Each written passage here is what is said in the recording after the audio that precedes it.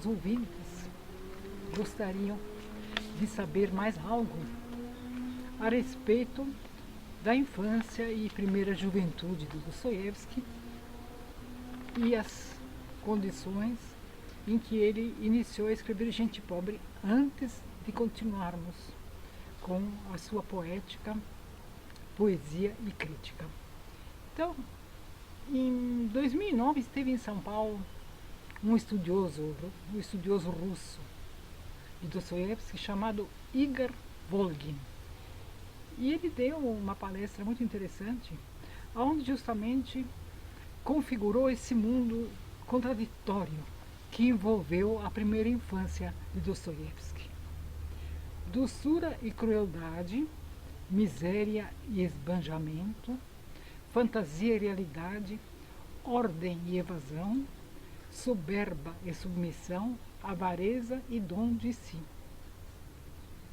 Todas características essas que vão marcar Gente Pobre, que, conforme foi dito, foi iniciada em 1841 e publicada em 1846, o seu primeiro romance.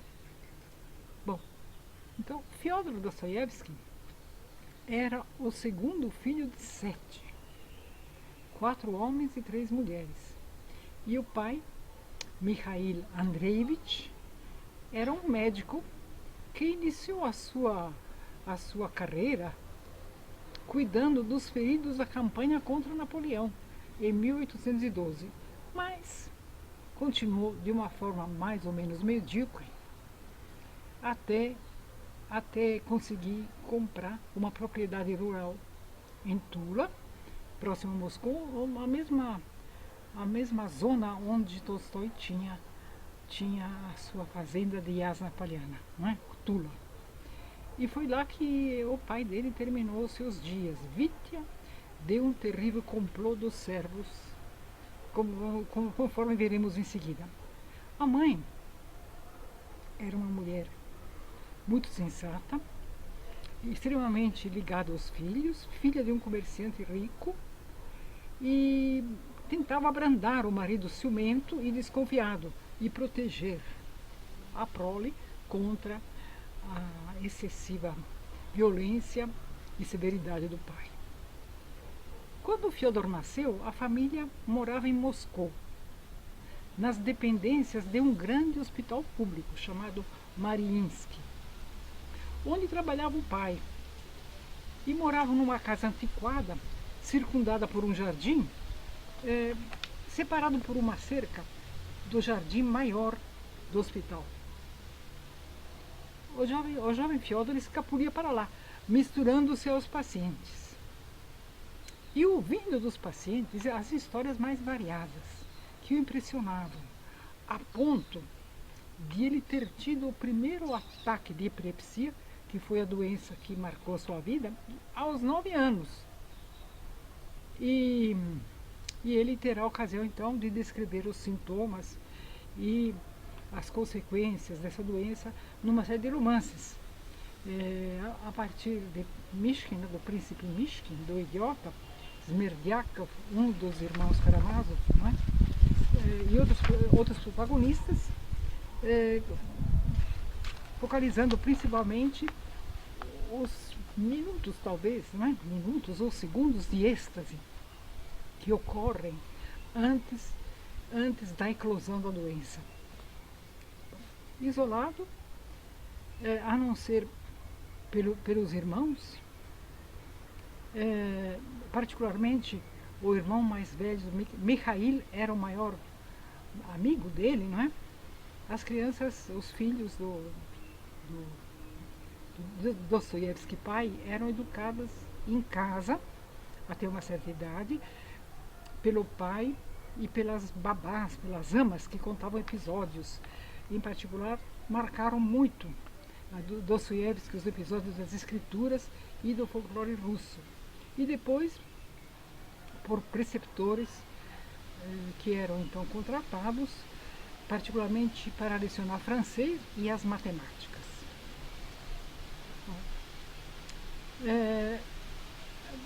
Assim isolados, os jovens Dostoiévski eram ansiosos de qualquer tipo de entretenimento. E era uma exaltação para o menino turbulento e sensível que era o Fyodor, assistir peças de teatro na aldeia, ou com fantoches, ou com intérpretes ao vivo, e onde o repertório implicava apresentações 2 vezes por ano. E diz um dos seus biógrafos, que é o famoso Henri Troyat, nome francês, mas de um russo, né, que escreveu Dostoiévski em 1940, morando em Paris. E o que ele conta, esse Henri Troyat? Ele conta que Fyodor, durante semanas, ficou imitando o protagonista de uma peça que ele e o irmão assistiram, chamada Jacó, o Macaco do Brasil. Curioso isso. Em 1834, Fyodor e o irmão Mikhail foram inscritos no internato pelo pai, né, que queria que os filhos se educassem agora já longe de casa, e de onde ambos sairiam para a escola de engenharia, a engenharia do engenho militar em São Petersburgo.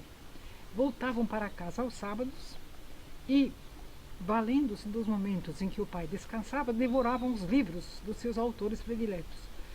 Walter Scott, George Sand, Dickens, Victor Hugo e uma série de outros. As leituras do jovem Dostoiévski podem ser encontradas de forma mais extensa no livro que já foi mencionado, Dostoiévski, artista, de Leonid Grossman. E além dessas leituras que devoravam, também decoravam poemas dos grandes poetas russos e recitavam, por exemplo, poemas de Pushkin e de Zhukovsky para a mãe, que os escutava, os ouvia encantada. Infelizmente, a mãe já era doente de tuberculose e iria morrer em breve. A partir de 1837, as desgraças se sucedem. Morre Pushkin, o ídolo dos dois, além da morte da mãe amada. A casa é vendida pelo pai, que se retira para Tula e envia então os 2 filhos para a escola militar em São Petersburgo para que eles vivam a sua vida autônoma. Outro grave desgosto: seu grande amigo Mikhail, o irmão mais velho, não é aceito nessa escola militar devido a questões de saúde. E ele fica sozinho nessa escola rigorosíssima, onde, porém, são cometidas injustiças contínuas, né? Em prol dos protegidos. Fyodor passa por dificuldades financeiras, mal sobrevive, e o pai, tomado por uma avareza incontrolável, não envia o dinheiro necessário para a sobrevivência.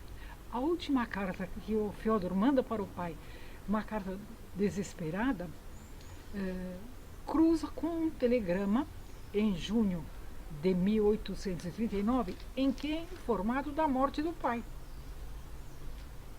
O choque é tanto que ele tem um outro acesso de epilepsia.